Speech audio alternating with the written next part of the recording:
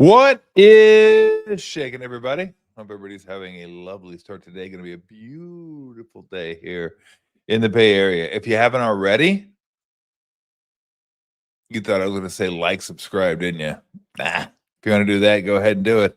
I was going to say vote. Vote. The SKI is underway, the finals, and to no one's surprise, Ted Bundy getting beaten by Zodiac. Zodiac can't be stopped at this point. He couldn't be stopped in real life, and he can't be stopped in the polls. The man's just on a mission. He's playing his best ball at the right time. He got hot, and he's rolling, and he's taking down Bundy right now. Look at that. I mean, I kind of feel bad for Bundy. I mean, Bundy, he's one of the most prolific serial killers in the history of the genre, so to speak. I mean, he again, but Zodiac already took down Dahmer, and I don't know if he was the most prolific, but maybe because of the menu, maybe one of the most notorious, I guess to be the right word. But Bundy, I mean, this guy's just Zodiac's rolling through guys. He just rolled through Dahmer, right through Gacy, and now taking on Bundy. I mean, if he wins, he's going to go take down the 1 seed, the 4 seed, the 2 seed. And again, all these seeds are subjective, but I can't imagine that the top 4 seeds that I had weren't the top 4 seeds in anybody's serial killer bracket this year. Although I can't imagine anybody did one. So we're probably the only one. We're like a test case. But Zodiac is just smoking these fools. Just like, yeah, I got it. I'm rolling. I'm playing good ball right now. I'm hot like Villanova 85. And I figured Dahmer'd be Georgetown or Gacy'd be Georgetown. Or Bundy'd be. I guess they are Georgetown. They're all going down. They're just taking them down. Click, click, click. So there you go. So go ahead and vote. I might have to jump on there and give Bundy a sympathy vote. Who would have ever thought that, huh? Bundy needed a sympathy. Jeez. Oh boy. So go ahead. Vote. I'd love to get like close to 5. I want to see how many votes we can get on the last. This is it. Forever. This is going away after this, by the way. You can't redo this thing. I can't come up with 16 more serial killers, and I'm not just going to keep putting the same ones in there. Because, like, even when Duke comes back or Arizona comes back next year, there'll be a different team. Bundy's always going to be Bundy. Dahmer's going to be Dahmer. Zodiac's going to be Zodiac. So there's no sense. Let me just bring them back next year and see what happens. Maybe I should bring him back without Zodiac. Zodiac's winning this thing. There's no doubt in my mind now.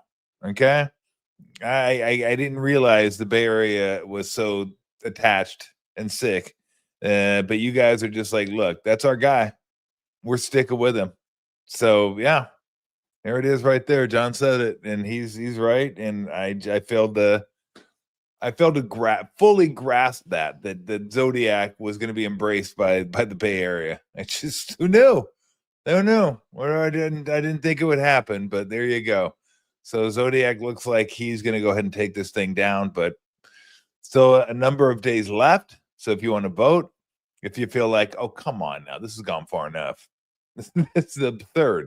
How in the world is Zodiac crushing not only Dahmer and Gacy, but now Bundy? The Bundy of all people. And Bundy just rolled. And I think maybe the problem here for Bundy is he hasn't played in a close game yet. I mean, he's smoking all these people that he's coming up against. Remember, I believe Zodiac beat Dahmer by 3 votes. So he's been in those tight situations, right? Those close game situations. The cops are here and I'm almost going to get caught situations where Bundy is like, nah, I'm good. Although in real life, Bundy did get caught and he escaped twice from 2 prisons. So, but Zodiac's he's been in these games. He's been in these matchups before. And at Bundy, I think Bundy's a little surprised. He's like, Zodiac, come on, you kidding me, bro? You better tighten up your game. You're getting hammered right now. You better tighten up on the glass. You better get after it on defense. You better focus up a little bit more too, because right now Zodiac is taking you apart. So there you go. The first annual, only annual, no more annual serial killer invitational. Right now, the finals with Zodiac all over Ted Bundy. Before we get to our first guest, Kirk Rueter, let me talk a little bit about what happened in the NBA last night. Probably the big development last night was Minnesota losing to Milwaukee. They're up 20 going into the fourth quarter. Got outscored 40-13. Now, in case you don't know, that's detrimental to your chances of winning, getting outscored by 27 in the fourth quarter. And that's exactly what happened. So they lost ground last night. I think everyone else gains ground. Everyone else that needed to win. Lakers did lose, but they still got a little bit of cushion. And I want to get to that in a minute. Warriors crushed. Phoenix is done. Like, I knew Phoenix was done. Phoenix already has the U-Hauls backed up. They're packed and the engines are running. And these guys are ready to go. It's summer vacation time. Like, they're not even like, you want to talk about no focus? They have no focus. They're just like, let's go out there and play and wrap this thing up and be done with it. So they're the standings, the up-to-date standings right there. Lakers at 40-31. Houston's going to be the 2. We already know OKC is going to be the 1. And Clippers have jumped to 4 because of tiebreakers right now. So what the Clippers have as far as an advantage with the Warriors, of course, they have the tiebreaker. All they need to do is be within 1 game of the Warriors come Sunday. And if they are, and they win that game, they're going to jump the Warriors. If they're 1 game ahead of the Warriors come Sunday, they don't even have to play their guys. They've already won it. Because even if they lose that game, Warriors tie them, Warriors are going to beat the Clippers. Now, I'm not going to get into this. I'm just not going to go the whole we have Reader. I'm not going to go the whole 3-way tiebreakers, all that kind of stuff. We'll do that at some point, and I'll give you my thoughts a little bit later on Luka Doncic, who got kicked out of the game last night in the third quarter. Is a really good game, by the way, and I don't even think he was yelling at the ref, JT Orr. I think he was yelling at a fan. That's what happens when you bitch every single play.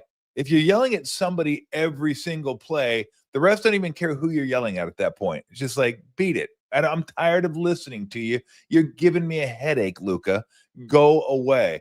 So I'll get into that a little bit more maybe a little later on in the show. But now it's time for our guest, one of the coolest dudes that I've ever had the privilege of meeting, talking to over my radio career. Just truly one of the good guys. One of the lovable San Francisco Giants, Kirk Rueter. Woody, what's going on? Oh, nothing. Hey, I'm just listening. I want to hear your whole thing. You can keep going. Take me off. Just let me hear you.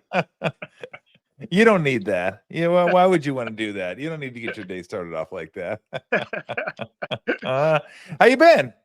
I am great. I missed you in San Francisco. I need you back at the ballpark all the time. So when I come out there, you can harass me. So I'm going to have to give you a heads up when I'm coming in. You know what I need to do? I know you need to do that, and I need to get to St. Louis for some games because I know you're right around there. That'd be fun to see you out there, and maybe go to a Cardinal game or 2.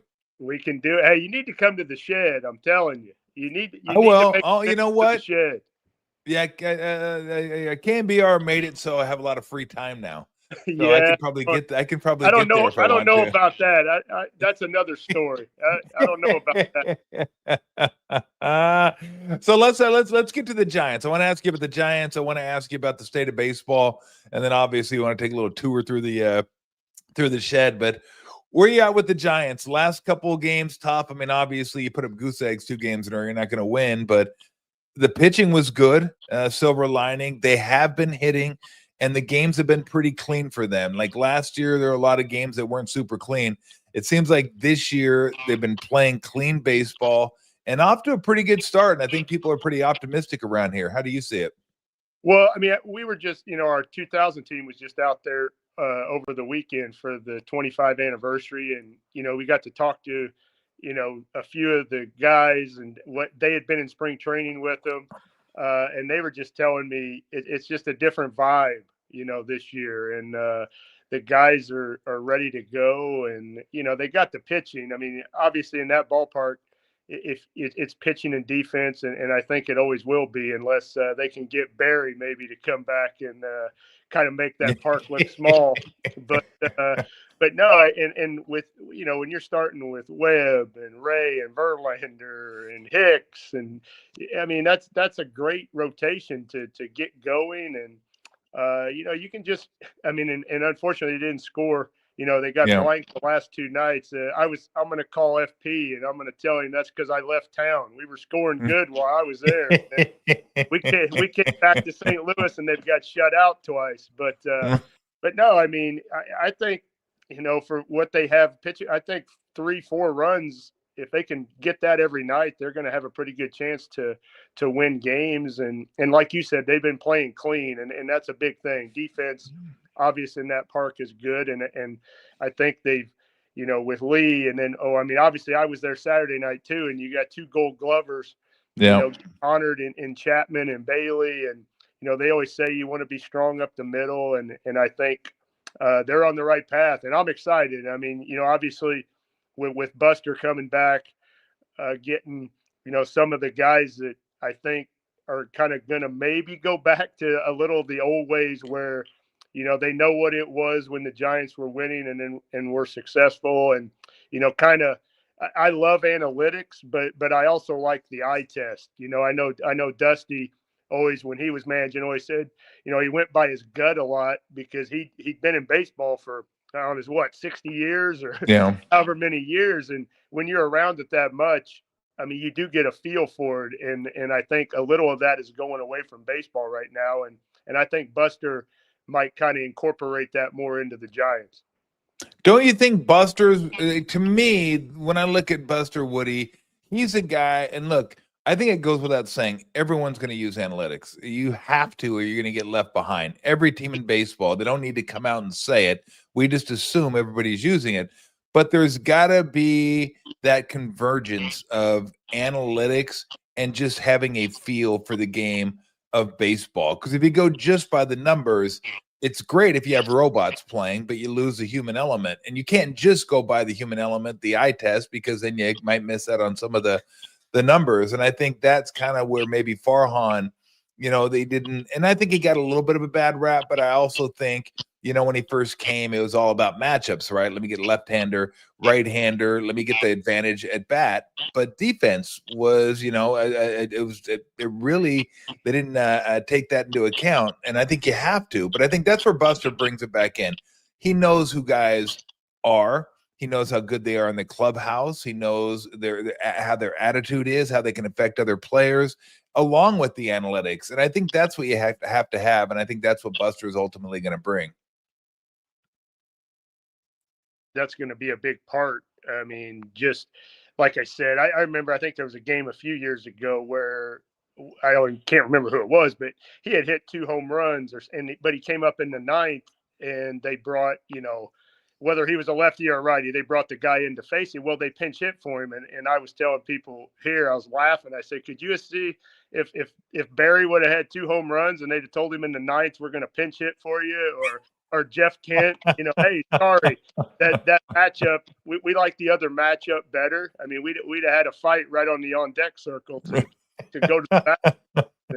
And I think that's what was getting lost. And like you said, I love analytics too, because there are numbers, and there's a lot of data out there that, oh my gosh, don't let this guy, 3rd time or 4th time through the, they're hitting, 480 off of him. He's losing it a little bit. So that is helpful, but you still, I mean, it would be a shame to not use the knowledge that a Buster Posey, and I know they got Randy Wynn doing the minor leagues. I talked with him a little bit the other day too, and Dusty is back. To not use that knowledge that has been on the field for all those years and been in the battles that they know what's going on. I would want to use that too. No, there's no doubt about it. What do you think? What do you think the key for Robbie Ray is going to be this year? Because I think he'll be huge if he can have and it's not even if it's not a Cy Young type year like he had a couple years ago. Just a solid top of the rotation guy with to go along with Logan Webb, I think it'd be huge for this ball club. But what are the keys when you watch Robbie Ray pitch that kind of let you know whether he's going in the right direction or not?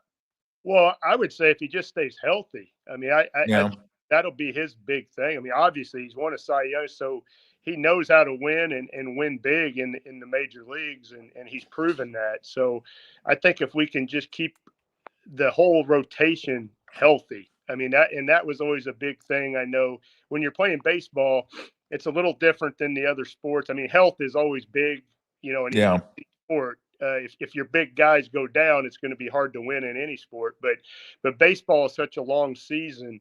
If you're fortunate enough to get like a rotation that, you'd love to have 5 guys make 30 starts, but if you could get 4 of your horses that you believe in that is good in the rotation to make 30 starts, and the other guy at 25, or you're probably going to have a pretty good shot to have success that season. And I think for Ray, that'll be big, and all of them. I mean, Justin Verlander, he just keeps amazing. I mean, he's I 42, know. I think, and I mean, that's crazy to be pitching and at the level like he started opening day the other day. And I saw Logan Webb afterwards out on the field because my daughter wanted to go take pictures, and he just happened to be out there with his family. And we were kind of just talking that it's amazing. He's hitting, 96, 97 on the gun and at 42 years old. And that's crazy. I mean, I think that would have taken me 2 pitches to hit that even when I was in my heyday. So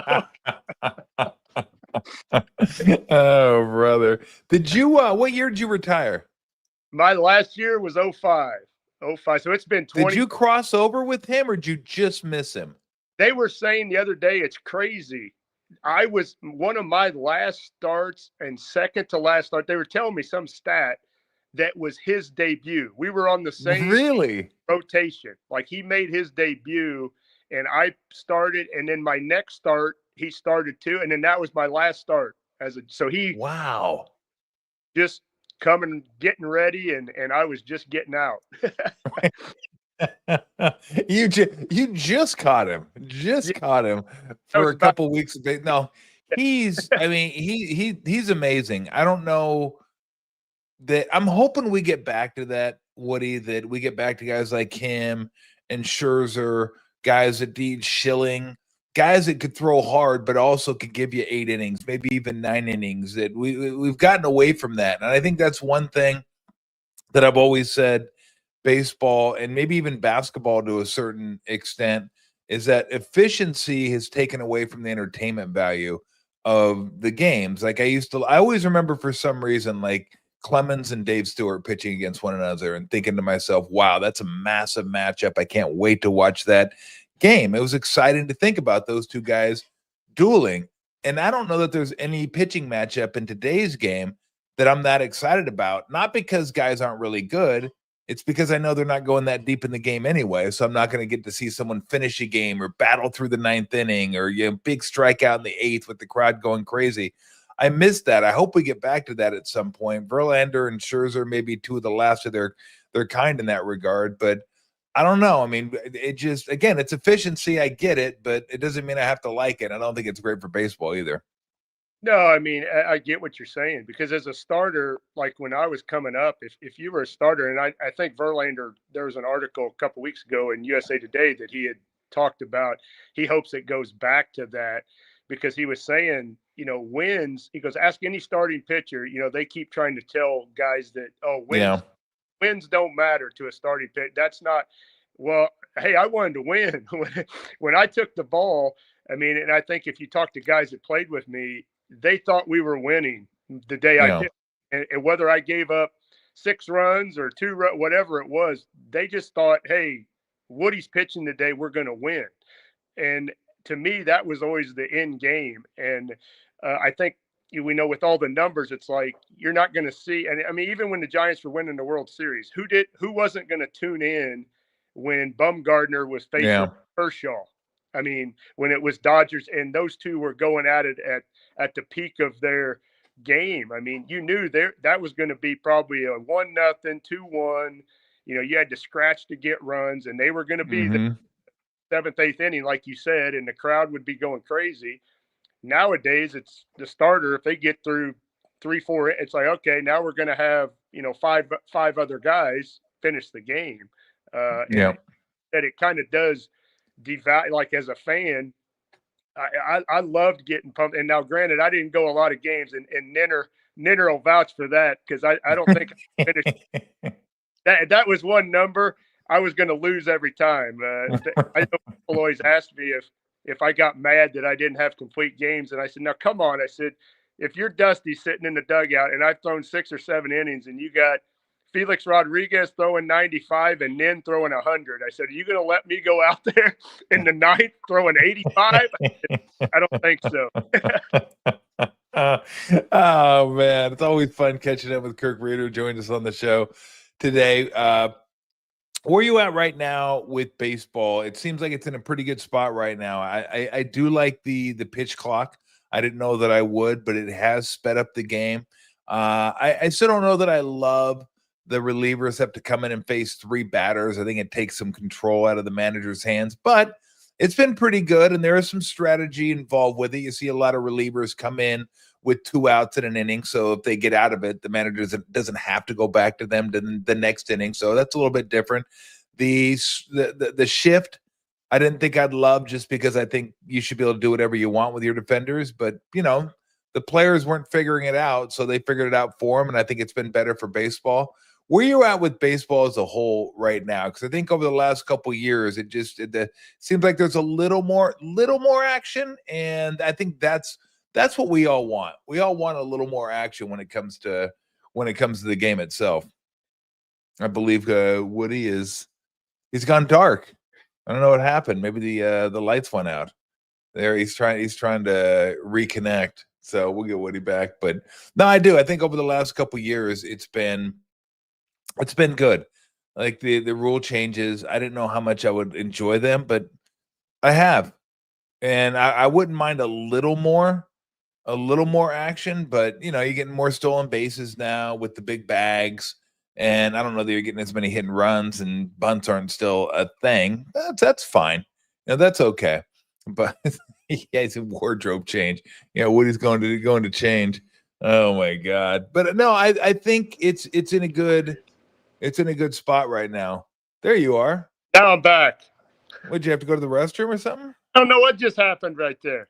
I could see you couldn't see me. Did you pay the bill on the electricity in the shed? Hey, I am out in the shed, so the shed boys might have just cut me off right there. They might have. And by the way, that is not a shed behind you. That's like a house behind you. That's certainly not a shed. We're going to get to that in a little bit. We're going to take a little tour of the shed. But where are you at with baseball right now, with some of the rule changes and where we're at? Well, obviously, you know me. I like to work fast. You pitch fast. You work fast. So the pitch clock wouldn't have bothered me. So I love that. I mean, and I just saw him this weekend, and I love him. But Russ Ortiz had some games that he sent me to the spread up in the clubhouse like 2 or 3 times before the game was going to get over, because I started to get hungry. But so I do like the pitch clock. Some of the other stuff, I mean, as a fan, I don't know so much as a player. Like, the bases are bigger. The shift, I'm kind of with you. If hitters weren't going to adjust, then, I mean, that's part of any sport. I mean, hey, if they're doing something to you, adjust the other way and figure it out. But like you said, I think they weren't doing it. So it's kind of like, okay, we need a little more action. So those hits, we're going to give them hits if they keep pulling the ball every time. But then some of the stuff, I mean, I'm still kind of getting used to even the extra innings, starting the guy at second. And I still don't know the rules. Maybe you could tell me, like, that's not an earned run, is it? Like, if a pitcher comes in. No, I don't think so. I think the first one is an unearned run. I don't. Yeah, you don't get charged for that one. And look, I don't love it. Do you still suck up the L if that's you? Yeah, I think you do. Well, someone's got to have it. Well, that's what I mean. To a fan. That would give it to a fan. I give it to take this, not mine. Hey, give it to the team. Don't give me an L. The guy's already like a team turnover in basketball. You get a team L. Look, I don't love it. I wish they'd go and do something where the 10th and like the 10th and 11th are regular baseball, and then the 12th you go to the guy on second base if you want to. But the players seem to like it. Like players don't even want to stay out there that long, and everybody's like, "Well, nobody wants to watch 15 innings of baseball during the regular season." I'm like, okay, how many times does that happen? Twice? I mean, there's not that many games before the rule changes where baseball games went to the 15th, 16th, 17th inning. And those that did were really fun to watch. You got glued to the TV. It's like, oh God, here we are. Now you know these guys don't want to. I mean, not that they ever want to lose, but this is really going to hurt if you lose this one. But if the players want it, I'm like, why am I even arguing for it? If the players say we want to get the hell out of here, then I'm like, well, what am I doing arguing for more baseball? They don't even want more baseball. Well, and it does save you, because obviously, hopefully you're not going to go 15, 16. Although the other day, opening day, that game was getting kind of long that we were at. Yeah. 10-9 game because nobody was scoring. And I don't know what that ended in, maybe the 12th or the 11th or 12th. But I mean, because there was a couple times I think Dusty had sent me home, if I was pitching the next day, and it was going to be a day game, he would send guys home if they were starting, like, hey, you don't have to stay here. We'd leave. And and that was another thing I think why JK didn't like the pitchers as much. He thought we weren't even staying for games. But there was a couple times that, I'd get home, and I lived in Foster City when I was out there, and all of a sudden, I'd go home and watch the end of the game. And there was a couple times I think we had extra innings, and I started thinking, oh crap, is Bate going to call me to come back because they're going to want me to pitch? Because that would be the last resort. They'd always say, hey, we're not going to use the next day starter, but if you run out of pitchers, then he would say, hey, get your spikes on because, you might have to do this today and we'll find somebody else tomorrow. With no cell phones. I was going to call you at home. Well, yeah, he'd had to call me at home. Carla probably get back in your car. Drive. Yeah, that never happened, did it? He's sleeping. He's already sleeping, baby. Kirk is not here at the moment. Please leave a message at the time. You brought up Russ Ortiz. I wasn't even thinking about this, but I got to ask you because a lot of people, I didn't make that big a deal of it, but some have. When Dusty handed Russ the ball walking off the mound, is that something you guys noticed when you're in the dugout? Was that a big deal? No, I mean, I didn't even really pay attention to it. I mean, and over the years, I finally got, because the media obviously made a big deal. Oh my gosh, you fired up the Angels, and my big thing was, well, if the Angels needed Dusty to hand Russ the ball to get fired up when they're facing elimination, then maybe they're in the wrong. That was a different. Yeah. And I even I went and pitched at Cooperstown, about 10 years when they have the Cooperstown game for the old guys to come back. And we actually, yeah. Well, David Eckstein was there. And we walked around with him, and finally, he's such a great guy. And I finally was like, okay, seriously. I go, did you guys really notice that? And he goes, oh, Kirk. He goes, not really. He goes, yeah, I'm with you. He goes, we knew we needed to try and get fired up because we were losing. He goes, it wasn't like we saw Dusty hand Russ the ball. And, okay, now we're really going to play now. There you go. And so, I mean, it just turned out that way. That's like anything you can say if it happens bad, then you can go back and say, oh my gosh, I wish he wouldn't have done this, or I wish he wouldn't have done this in basketball. And if it turns out good, nobody, if we win that game 6 or even game 7, you never hear probably a word about that. So, yeah. Okay. Something else I want to ask you that maybe was leaked in the clubhouse and no one ever talked about it. Did Jeff Kent ever admit that he fell off his motorcycle, that he wasn't washing his truck? He would never admit it to me. Never. And I'm like, bro, come on. No one falls off their truck washing. No one who climbs on their truck, by the way, washing their truck. Nobody. Like, stop it. Hey, and I swear, he was like a wall. He just wouldn't. No, that's what happened. I go, you are unbelievable. Oh, I just told this story the other day to one of my friends, and I have never heard him say it. I mean, no, he was still. And then if well, as hard nosed and as he is, I mean, he came back like he barely missed any time that year, and he was supposed to Yep. miss, because that was the big thing. It's like, oh crap, we're not going to have JK but I mean, he's so stubborn, hard. I mean, he came back and barely missed anything and was fine, but no, he's never said that he was riding his motorcycle. So hey, maybe you can get him on here. We can get like about 5 guys from the team, and we'll get him. Yes. That would be huge. That would be absolutely huge. We get him on here to admit that. And then he used to dye his hair. I need him to admit that too. He said he just put lemon juice in it. I go, bro, get out of here. What are you talking about? I've never heard that either. But I was texting him last year when his son was going off in the postseason, Caden for Texas A&M. Mm-hmm. Same thing. But when Caden, I think, hit a grand slam, and I don't think it was the World Series yet, it might have been the regionals or something. I texted him and said, hey, I go, congratulations. And I said, it looks like I had the wrong Kent playing behind me when I played all those years. And he was the same. Though. He goes, no, you didn't. He goes, you didn't. He's so funny. He was so, I still remember Woody when, I don't know if it was when Barry hit 661 or 600. I don't remember. I know one of those was it Oracle. And he hits it. And I think we had Jeff Kent on the next day. He used to do the show with us. And I asked him about it. And the first thing he said was, you believe it? I had to wait 6 freaking minutes to get my bat. He goes, they're doing all this crap during the game. He goes, I just said, can we just hurry this along so I can get my at bat? I'm like, the man celebrating a milestone, and Kent was having none of it. Oh no, he was this hard nosed and as they come, and I tell people, well, that's the 2 most frequent questions I get every time if I go speak somewhere or anything.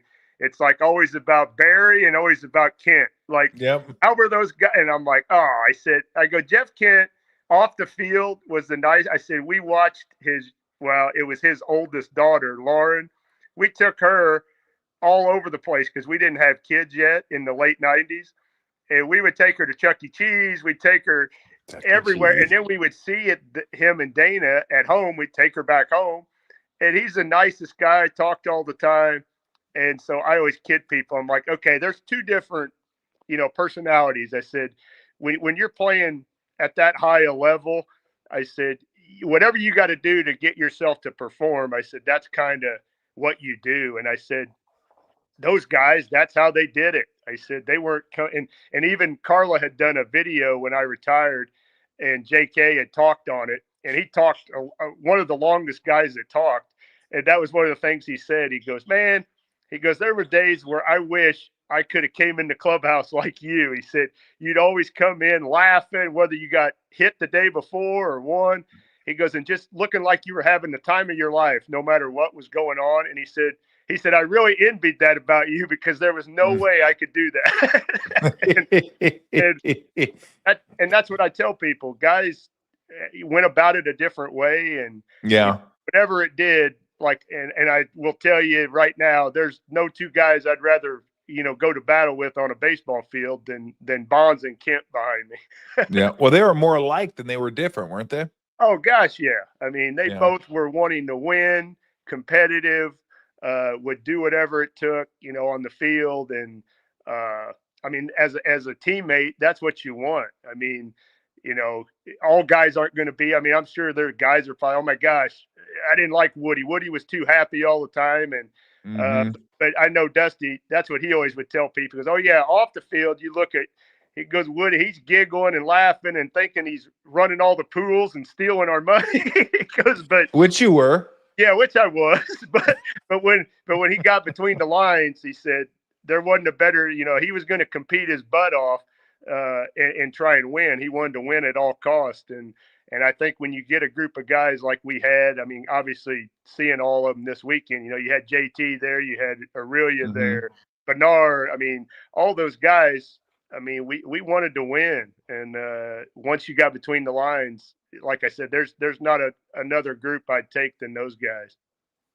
Is there still a rivalry between the Cardinals and the Giants? Does that still go back to like the 80s, early 90s, stuff like that? And maybe even before then, but I still, we all have seen the highlights of, Will Clark getting into it with the kendo and Ozzie Smith out there, and Ozzie Smith, trying to sucker punch him from behind. Candy comes flying in like he jumped off the top rope, just getting ready to take somebody out with a massive forearm. And back when baseball was fun to watch. Whatever happened? Where's the analytics that show you fighting can fire you up? Yeah. No fighting anymore. We need a little more fighting. But do you kind of still feel that? Like when you go to, I'm sure you go to the games when the Giants come to town, but is that still there at all?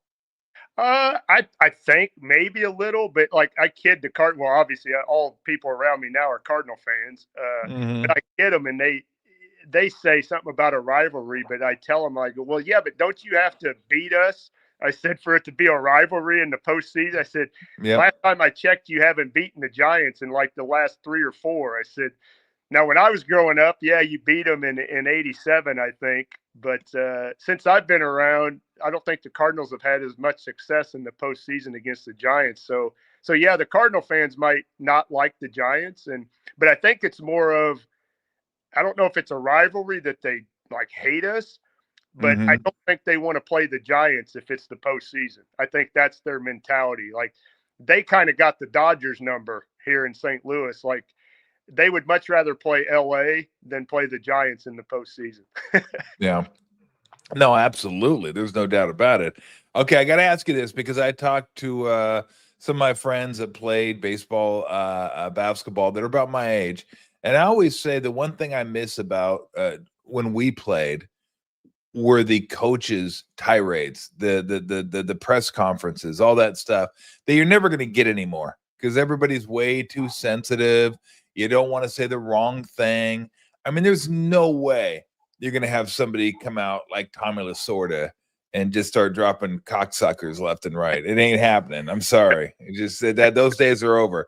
But I do miss those days. What do you remember most about those days? And what was the favorite coaching tirade? I don't know if you were ever like privy to one, you saw one that you remember, but boy, they were like, I mean, there was Lasorda back then. I think Piniella was still around back then. Weaver was a little bit before that, but I mean, Hal McRae, managers used to go ballistic and the stories were great. But do you remember one in particular, somebody you played for where a manager just kind of lost it, whether it was off the field or on the field? Well, I think you miss a lot of it now. I mean, even with the umpires, because now if they think it's wrong, they just kind of challenge the call, and that's one thing that I think takes away a little of the excitement. Like if you're a player, if you get a big out or it's like you show emotion, but then all of a sudden you see everybody like looking around. Okay, they're going to challenge it because it was that and I know you want to get the call right, but that kind of takes the thrill out of it to me. I mean, if you got to wait and see, like basketball, if you didn't see it go through the basket, the last second, okay, wait a minute, we got to go, see it, and it cut the emotion, and then you got to celebrate almost twice. So I think I miss those. I miss the managers with the umpires even more than like maybe fighting with another manager. I mean, Dusty was pretty good.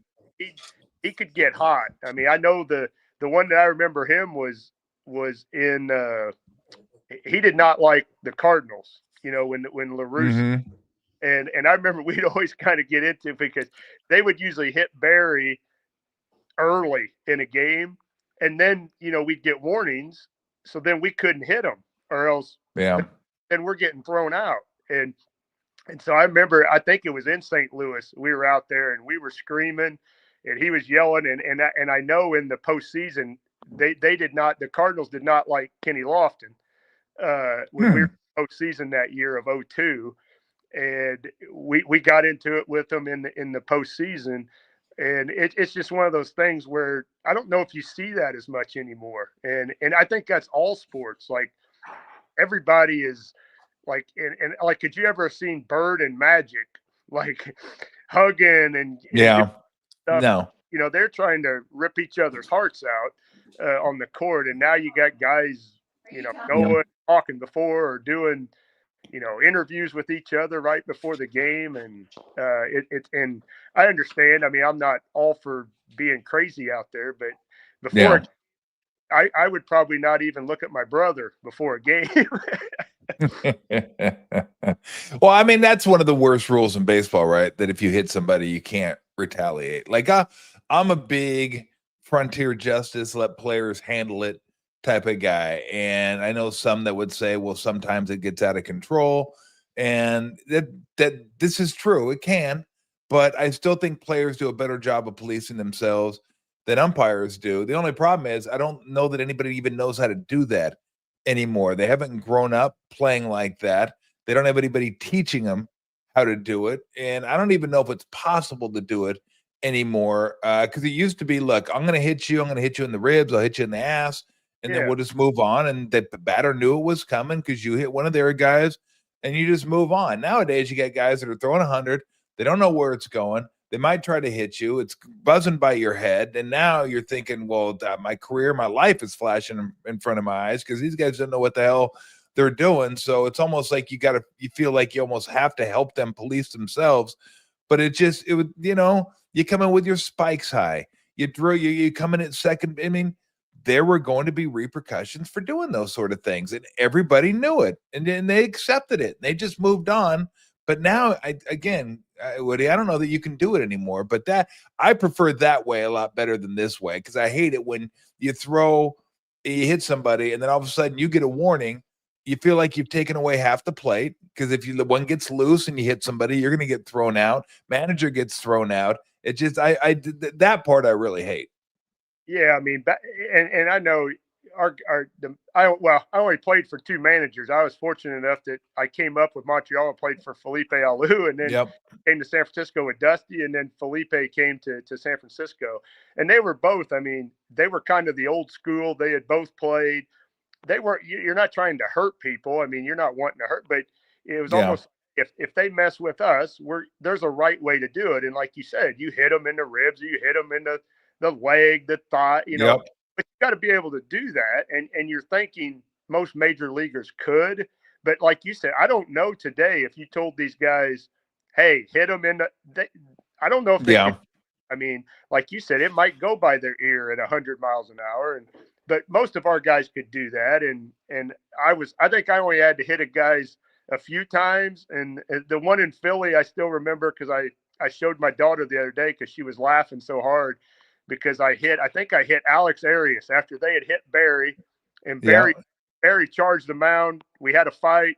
He got thrown out, and so like the bottom of the seventh, Dusty had told me, hey, wait, no, nobody's doing anything. And well, I had 2 outs, so then I'm like, okay, I'm coming out anyway. So I hit Alex. Well, then he kind of was half charging, half surprised I hit him. But I know I kind of started sauntering towards third base because Charlie Hayes playing third base, and the Kruk and Kipe were doing the game, and Kruk said, "Oh, Woody knew right where to go." He goes, Charlie Hayes is 0 for 3 with 3 punch outs, so he's just looking to hit somebody right now. My daughter was going, Dad, and I go, oh, yeah, I knew Charlie. They weren't going to get past Charlie that day. Everybody always said you thought the game. You're a thinker. I knew where to go. Oh, that is beautiful. What's the funniest encounter from a catcher you remember? Mound visit. I'm sure you guys don't. It's not always about strategy and what you need to do. Was there anyone in particular you remember?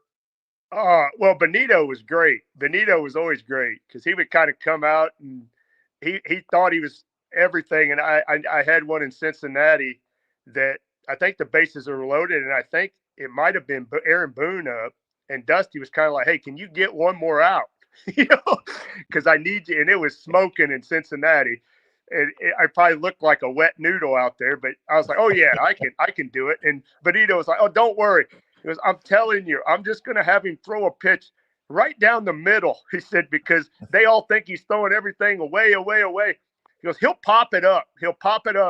And so I'm like, Dusty leaves, and I said, seriously, you want me to? He goes, oh yeah, just right down the middle. And first pitch he did, he popped it up. Oh, Benito thought he was friggin' the best. He went in, told Dusty, "Hey, I told you, because I told you." I Well, hey, and then the first game I ever pitched, and I didn't know him that well yet because I wasn't even in big league camp with the Expos. But Darren Fletcher, I don't know if you remember that name. Yep. Mm-hmm. He came out to the mound because I'm facing the Giants, and Darren Lewis, I threw 4 pitches and walked him, first batter of the game. Next guy was Steve Scarsoni. My first pitch, he hits a ground ball in the left field, so I got first and second with Clark and Bonds coming up, and this is my major league debut. And he came out and he said, "Hey kid," he said, "I'm telling you one thing." He goes, "You better start letting it go a little like you were in the bullpen." Or he goes, "You're not going to be out here too long." and whatever he did, it worked, because then I think I retired the next 18 guys in a row. So then I was okay after that. Well, I know you started off 8-0 your rookie year. I mean, that's got to be pretty. I mean, you're just trying to get your feet wet and trying to get established, and all of a sudden it's one win after another win. At what point did that, or I mean, you're a rookie at that point. So was there ever any point where Lou's saying hi? Lou's going, "Hey, what's up, Woody?" Yeah. Oh yeah, Lou's a big fan. Lou's a big fan of the show. And if I let her, she's gonna step on the computer and just this whole thing will fizzle out before we get to the shed. But take me through that stretch a little bit where you're 8-0, and I'm not even sure if you know what the hell's going on at that point. It's just like, man, I don't know what I'm doing, but I'm gonna just keep on doing it. I did not know what I was doing. You know how everybody tells you if you go do something, like if you play great and oh my God, don't change a thing. Whatever you were doing, just keep. Well, yeah, that's easy to say, but harder to when you're up there facing, guys grew up idolizing your whole kind of childhood. Because I was only 22 when I got called up, and it was just, I was kind of taking it one day at a time, because our manager at AAA had said, "Hey, don't worry. If you go up there and get hit around, they'll probably send you back down. But you're only 22. You'll get other chances and blah, blah, blah." But, I just kind of got my first game in, and then they're like, "Okay, we can't send him down now. He just won." And then it just kind of kept going, and I kind of just rode the wave. And obviously we had a really good team. Back then I was playing with Grissom and Walker and Alou, Delino DeShields, and I had great starting pitchers, veterans that were kind of keeping me in line. Kenny Hill was there, Dennis Martinez, and so they just kind of were teaching me how to be a big leaguer and how to go about your business, and just do the right stuff. And I credit them a lot for that year, because like you said, I mean, honestly, I had never been in big league camp. I had never met any of these guys. So I was just kind of trying to emulate anything they were doing, and just trying to stay up there. And like I said, it worked out for me. But I still think, because Will and Barry, I think it was Clark, Bonds, and McGee were the 3, 4, 5 hitters my debut. And if Will would have taken one deep, or Barry, you may never have heard Woody again. So I have to commend them for taking it easy on me my debut. That'll definitely get your attention, won't it? Yeah. First and second, no outs, and here they come. Was Tim Wallach? Was he the third baseman? No, he had just left. He was on the Dodgers then. Okay. We had Sean Barry, Mike Lansing was on that team. Yeah, Mike Lansing. And then our closer, well, we had a ton of guys. I mean, Wetland was our closer. Mel Rojas was on that team. It was a pretty loaded team, and obviously, like the next year, we were on our way to hopefully winning a World Series until the strike came, and that was kind of the it. Then they dismantled. Well, I always tell people an all-time Expos team is incredible. It's an incredible squad when you go back. I mean, people forget Pedro was there, Randy Johnson obviously was there. I mean, El Presidente was there. I mean, like an all-time Expo team is just it's loaded, but people forget how good they were. Because when everybody made any money, they just shipped them off and sent them somewhere else. Well, you'd compete with anybody. I mean, gosh, you can go back. You had Andre Dawson and Tim Dawson. I mean, Yep. Tim Raines. I mean, you got Hall of Famers. I mean, Gary Carter was that. The kid.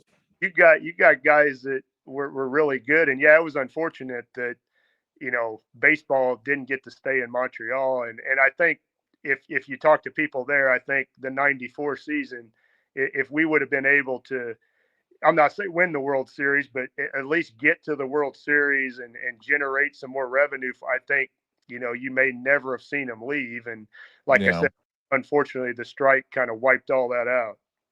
Did you ever?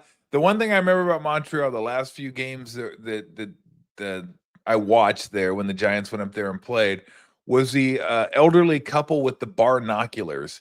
Do you remember that couple that was there? They had the barnoculars, and they must have had Coke on one side and rum on the other side, and they were probably in their 60s, maybe in 70s, and you could tell they're like pouring it out of their. Like, you don't generally pour out of your binoculars, but they're having a good time now. I wonder if they were behind us because we never saw.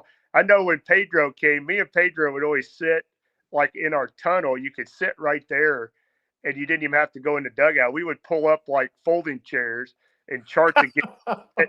Sit right there. Chair.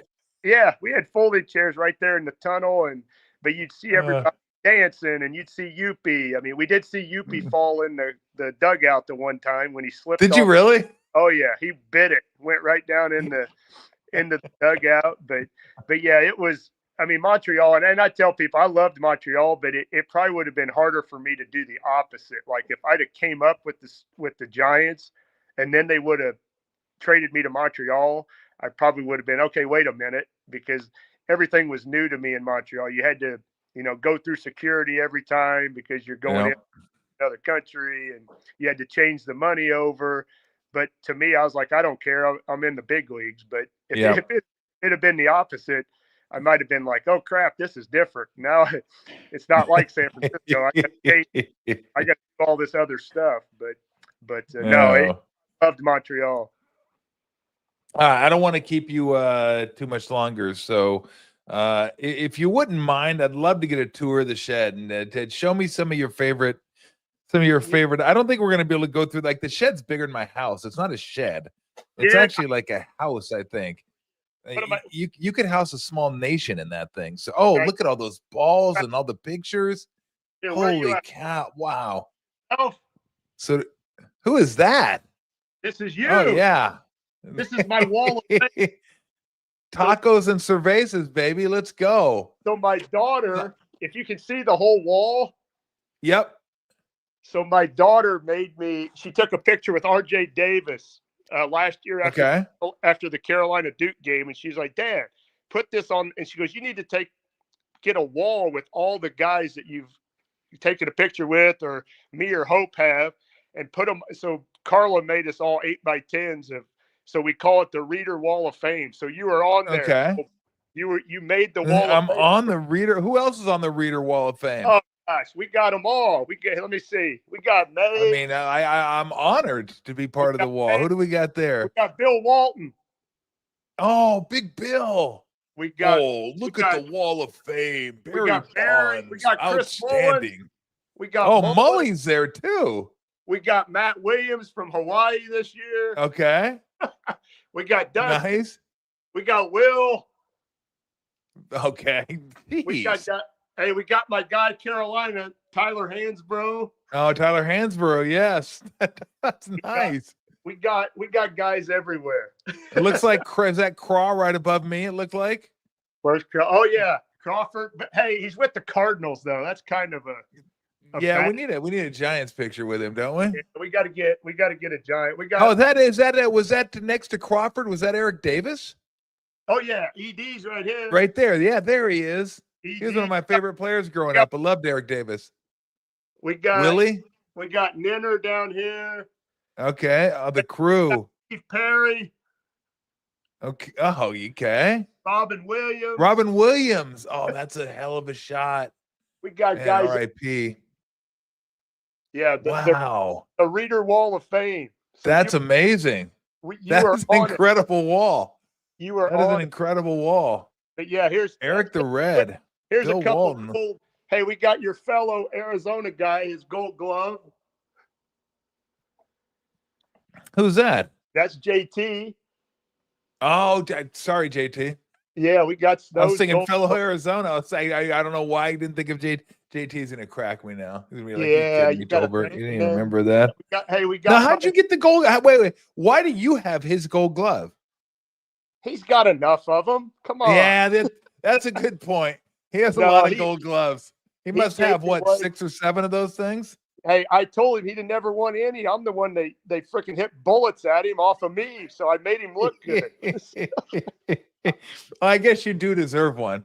I Yeah, guess you do deserve one. but now, hey, and then here's the TV. So if you come out, you can see the TV. That is just a hell of a setup. It's a big TV. But we got it's all sports. It is all. So give me sports. some of the go along the wall. I want some of your most cherished items that you have there that and how you got them. Like I see jerseys over there. I thought what is that? That's Dusty's Manager of the Year trophy from '97. Oh wow. I got that. Now how do you convince these people? Like because I would think Dusty would want his Manager of the Year trophy in his house, and you have it. He's got enough of them too. So oh yeah, he didn't. Oh, so they just give you like, oh, we have enough. Let's give him to Woody now. Hey, I con him out of it pretty good. Hey, I was trying to. Okay, did you get any? There's not a chance you have a Barry Bonds MVP trophy in there, is there? No, I do not. Yeah, but I do. He does not have enough of them, apparently. Hey, I do have his wristbands from the 73rd home run. So what you do? I got those upstairs. Wow, upstairs. I mean, here's my where ball we go? rack. You got to check this. Okay. Oh, look at the no. How many of those are those balls? Any of those yours? No, these are all signed by. I mean, I got Gale Sayers, Bill Walsh, Brooks Robinson, Willie Mays, Barry Bonds. I mean, all of them. Gale Sayers, Thornton, anybody that come in the clubhouse, I was all over them. Wow, that's wild. And so now, if you can see up top here, okay, you see the 42. Yep. So that's one of my biggest ones because obviously, they retired that with Jackie Robinson. Yep. And they were giving it away, or they were retiring it that day. And Dusty told me, hey, you need to go take your jersey off.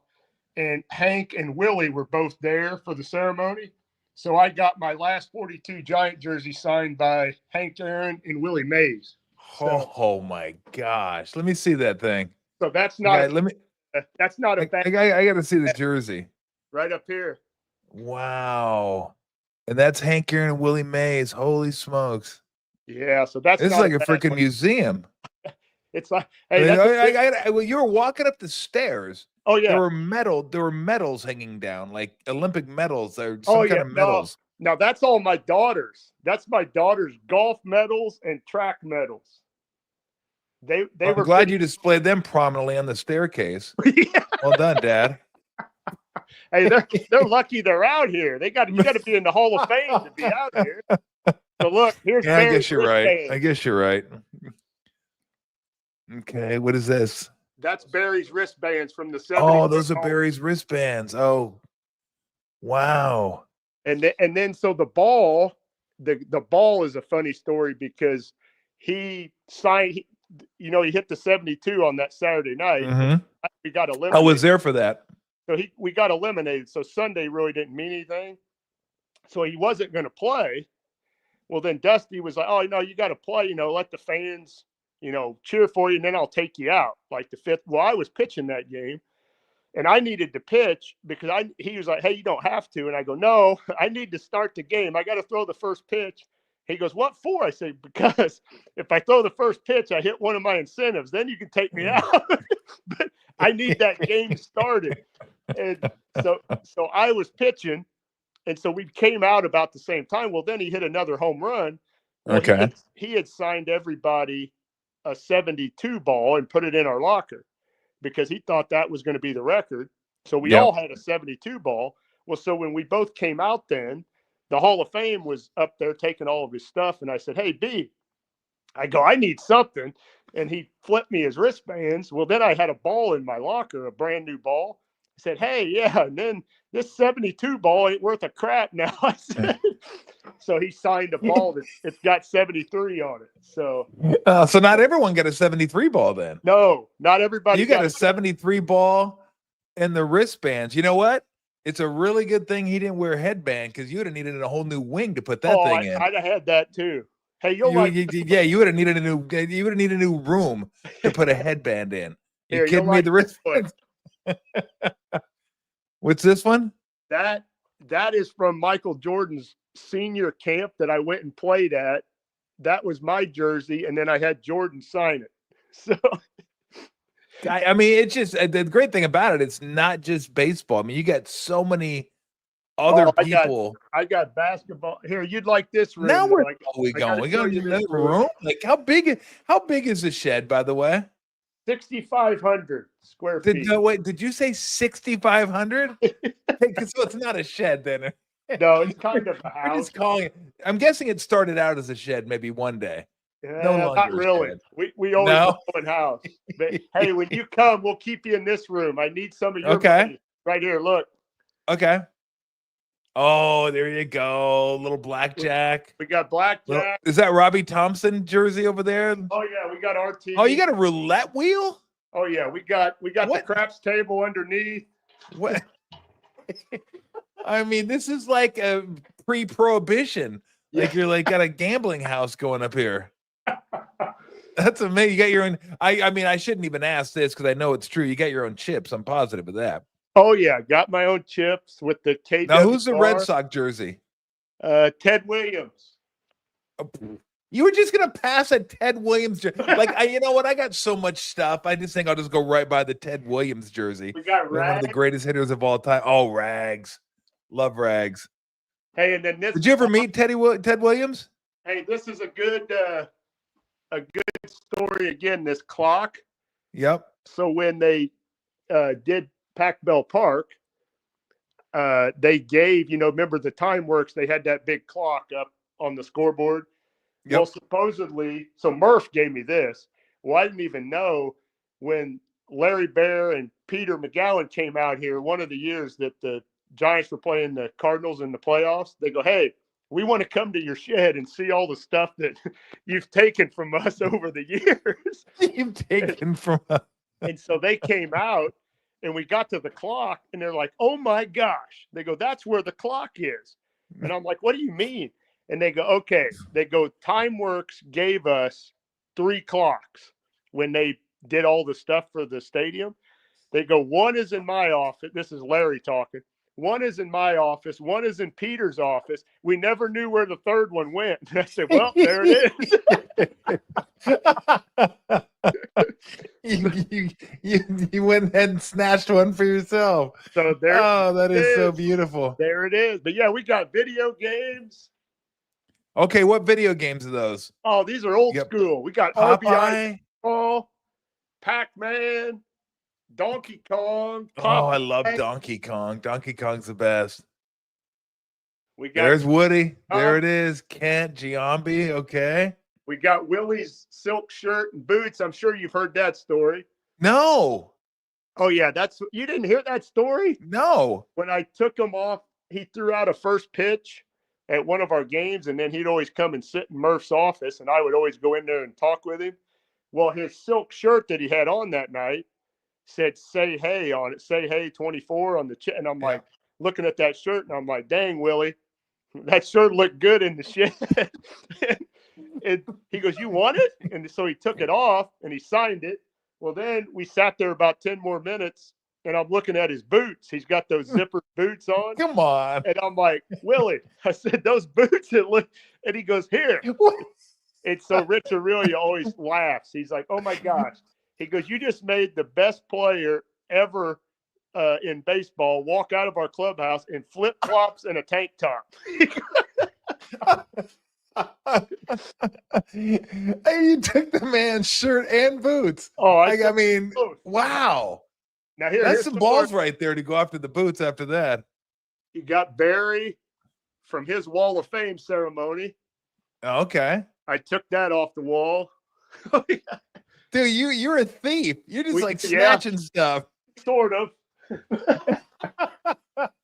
We got Barkley. You got a Barkley jersey? We got Brady up there. Okay. We got the bathroom. You have to come out too because you got to sign my wall in the bathroom. Look. Okay. Wow, look at how many signatures do you think you have on the wall? Oh, there's about 50, I think. Can you recognize all of them? No. We got Kuiper. We got Kuiper in the toilet. Oh, look at Kuiper in the toilet. I love it. Him and Rags. I have my own toilet. That's perfect for him. We got 2 stalls. We got Rags. Was that Rags with the Yankees? Yeah, we got Rags. And then Carla my wife is the one that did the League of Their Own women's bathroom. Oh, wow. Look at that. So we got a women's bathroom and the men's bathroom. This thing is freaking incredible. So that's all like women's memorabilia. Yeah, that's all. She got all that from the original Rockford Peaches and all those people. Wow. We got a horse. Hey, we need to get you on this right here, Tolbert, the horse racing game. No, you really don't need to. Horse races? Oh, yeah. Good. Now, if I come out there, do you have silks big enough to fit me when I ride the horse? Oh, yeah. We'll get it doctored up for you. And we got get the LeBron. helmet on and everything. I got LeBron. LeBron. Okay. I mean, good Lord. Joe. Montana. Roger Staub. You got a Staubach one? They look like a Neiman. Okay. I got to have Carolina stuff in here. Yeah. Williams and Dean. Roy and Dean. We got Barry there's his wristbands and his 73rd home run. Okay. Here's a good one. That's going old school right there. That is big time old school. With Len Bias in the background. Oh, wow. Another RIP. What a bummer. Did you ever meet Bill? Did you ever meet Jordan? Oh, he was at his camp. That's what Carla I figured you had because you were such a North Carolina honk. Yeah, she got me that for when I retired to go play basketball at his camp. You had to be 35 and older. Okay. Oh yeah, we got the meeting. Here we are right here. He's not that tall though. Well, you probably saw him a bunch. He's not 6'6". Because look. Nah, he's pretty close to 6'6", maybe 6'5". Yeah. But it didn't matter. Hey, yeah, it didn't matter for him. But hey, and then right here, this is my prized possession. All the times, all the baseball I played, all the stuff, this is what is front and center on my bar right here. You see that?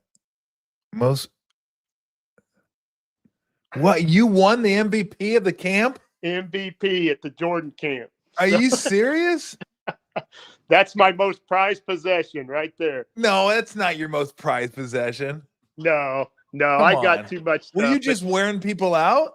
Well, people laugh because they're like, oh my gosh, all the baseball crap that you have and you got your trophy. And I go, oh yeah, I love Jordan. I go, Carolina. That's my guy. And I said, he gave me, he introduced me and had to give me the MVP trophy. I said, that was one of the best times. Oh man. Look at that. But just crushing the camp, going over there. You're probably in pretty good, you just retired. So you're probably still in pretty good shape. Yeah, because there were some guys that were, but there was one guy that had been the last cut of the Atlanta Hawks was there. And he was probably 45, and he was really good. Yeah. And that's who we played in the championship, but then we beat him. Okay. That's nice. Look at you. Oh, look at that thing. There's the bobblehead. Where'd that? Oh, Schmidt. Oh yeah, we got Schmidt. Where'd that thing come from? Who made? I mean, that's sweet. That was what the Giants gave me when I retired. The big bobblehead. Oh, really? Yeah. That's a massive bobblehead. Oh, right there. There's Jordan. Yeah, that's a good one. We got all the bats. You got almost as much basketball stuff in there. It's big. Who are all the bats?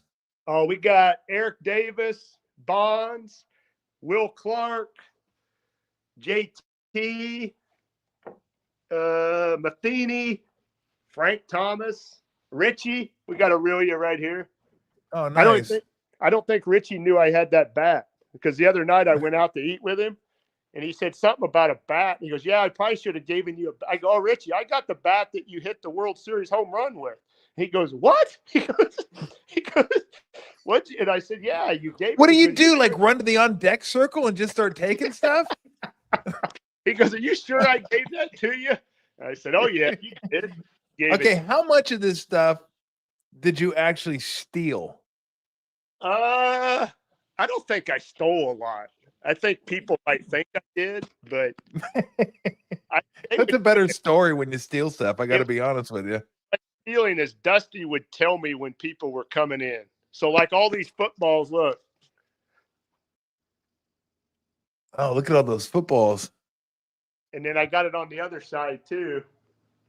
Who are some of the footballs from? Oh, I got Brady, Dan Fouts, Bill Walsh. Oh, I love Dan Fouts. One of my favorites. Jack Snow, Warren Sapp, T.O., Mariucci, Jerry Rice, Steve Young.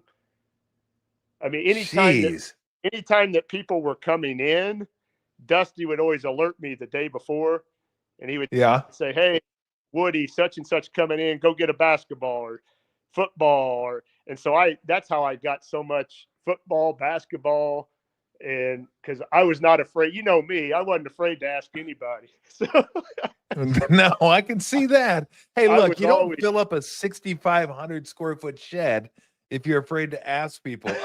Somebody wanted me to ask you, one of the followers, are there any items Mike Murphy does not know you swiped? Boy, I don't know. Murph was pretty good about actually swiping it for me. So he was an accomplice. Yeah, you know the things so when we went to the World Series and we beat the Cardinals in 2002, you know, when they're giving you the trophy, they got the backdrop that says NLCS and Fox is doing, you know, presenting it to Sabes and all the guys. The next morning, I come in, Murph is right there. And Murph's like, Woody, he goes, go look in the bottom of your locker, but don't pull it out, because he said Fox was in here today looking for it. And he goes, I told him, oh no, I don't know where that went. He had taken down the whole backdrop and had it in the bottom of my locker. So I got it up in my garage. So you had like a whole crew. You had like people helping you out.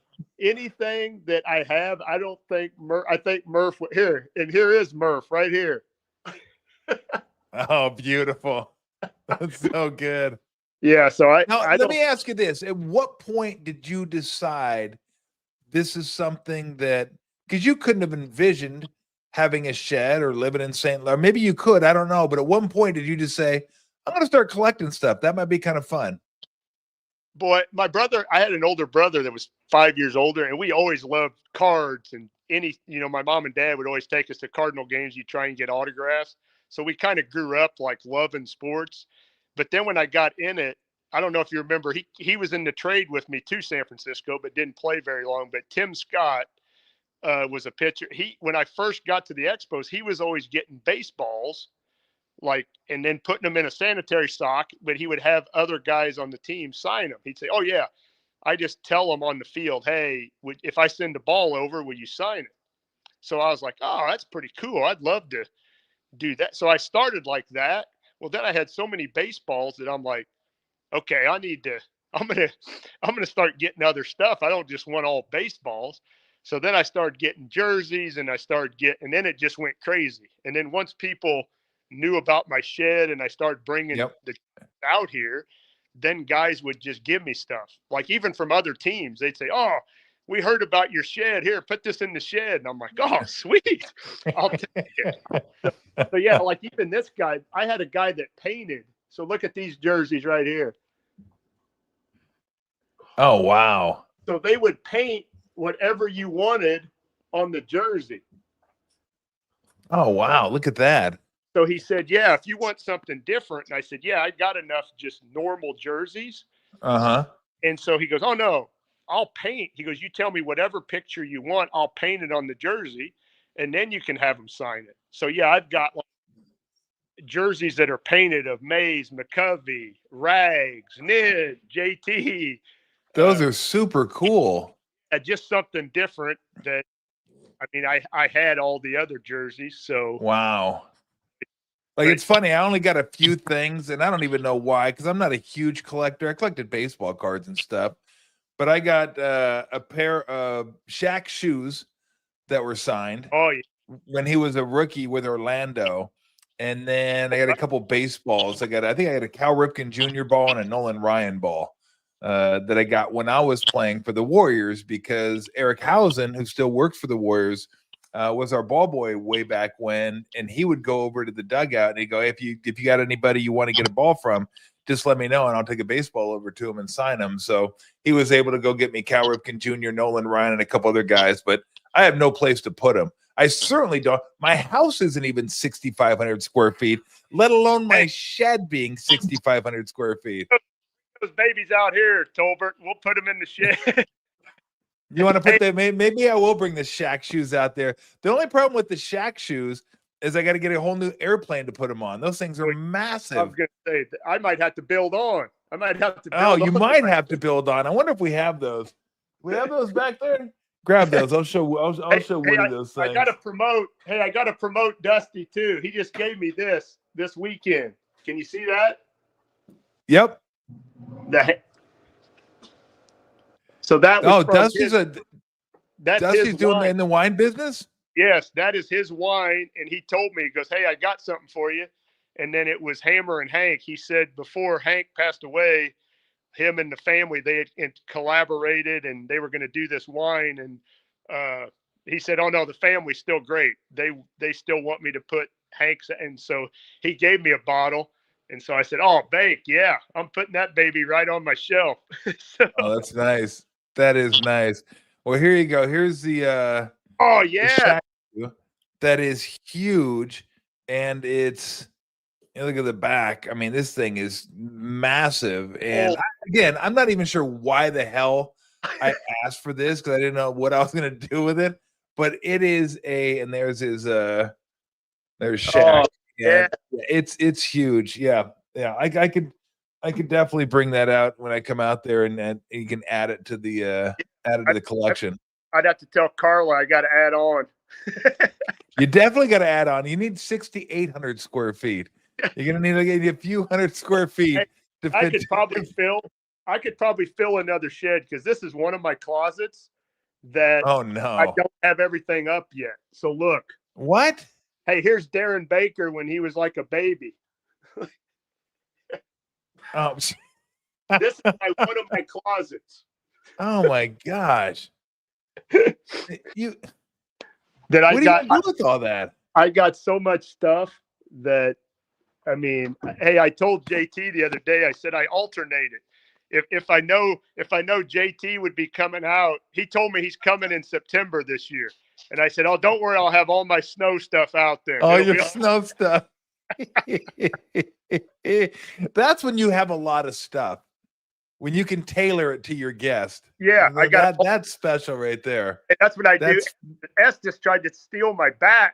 He stopped in last year or 2 years ago. He was driving across and he was trying to take the bat that he hit a grand slam with and threw a shutout in the same game, because they had been asking him about that on one of his sites or something. And he goes, do you still have that? I said, oh yeah, that's right. And he goes, I said, you're not taking my bat. I said, back.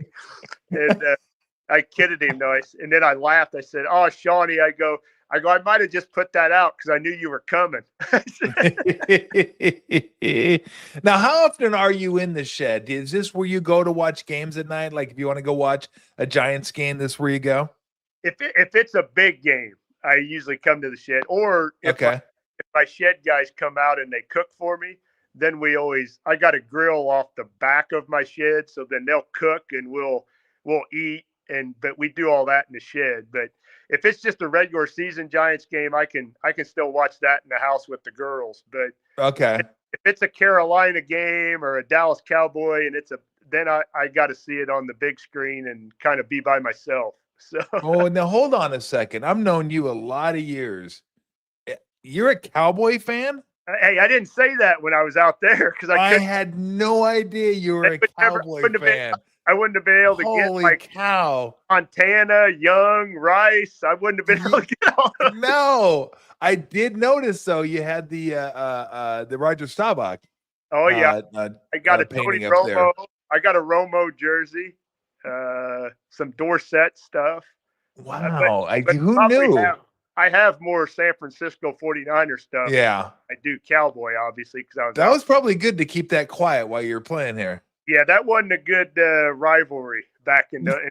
I still don't think it is, but back in those days when I was coming through in the '90s, that was not a good thing to be, one or the other.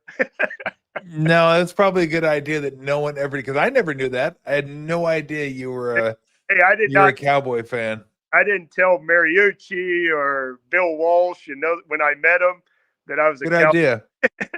Good idea. I always knew you were smart, and that proves it right there. Do you guys ever get together and play cards in the shed? We gamble some, not big. The only time I'll gamble, like where I have a bunch of people, is like when the Giants would come, or I have Super Bowl party, all that stuff. We'll Okay. do the blackjack and craps, and because that's why Dusty. If you ever see Dusty, he tells me all the time. He goes, "Don't go to Woody's shed and go up in that gambling room because it's all fixed."